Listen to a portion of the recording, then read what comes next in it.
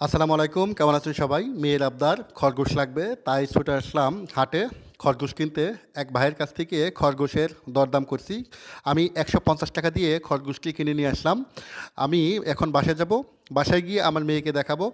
আমার বিশ্বাস মেয়ে খুশিতে খুব গদগদ হয়ে যাবে। মেয়ের জন্যই এই খরগোশটি কিনা। যাই হোক, আমি একটু খরগোশটি আপনাদের এখন একটু খুলে দেখানোর চেষ্টা করতেছি। এই দেখেন খরগোশটা কেমন। এখন এটা কিনলাম হচ্ছে আমার মেয়ের জন্য।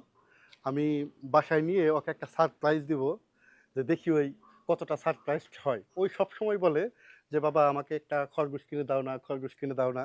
তো আজকে ছোট্ট কিউট কিউট একটি খরগোশ নিয়ে আসলাম, মেয়েকে গিফট করব। তো আশা করি ওরও ভালো লাগবে।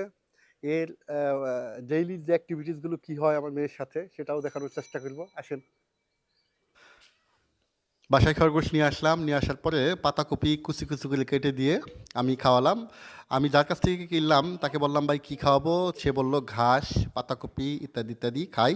তো পাতাকপি খুব বেশি খেতে চাচ্ছে না। পরে ঘাস নিয়ে আসলাম। এই দেখেন ঘাস কিছু, কিছু করে খাচ্ছে। আরেক ভাই বলল যে ভুসি খাবে। আমি ভুসি সামনে দিয়ে রাখলাম কিন্তু না, ভুসি একটাও খাচ্ছে না। পাতা উম খুব ঘাস খুব সুন্দর করে খাচ্ছে। এখন দেখেন মেয়ের সারাবেলা এই খরগোশকে নিয়েই ঘাস খাওয়াচ্ছে। মানে সকাল দুপুর বিকেল ২৪ ঘন্টায় এই খরগোশ নিয়ে থাকে। এই দেখেন বাচ্চাদের মতো কীরকম ভেবিগুলো নিয়ে আসছে। একটি বিষয় আমি অবাক হলাম, মোবাইল থেকে অনেকটাই এখন আমার মেয়ে দূরে আছে।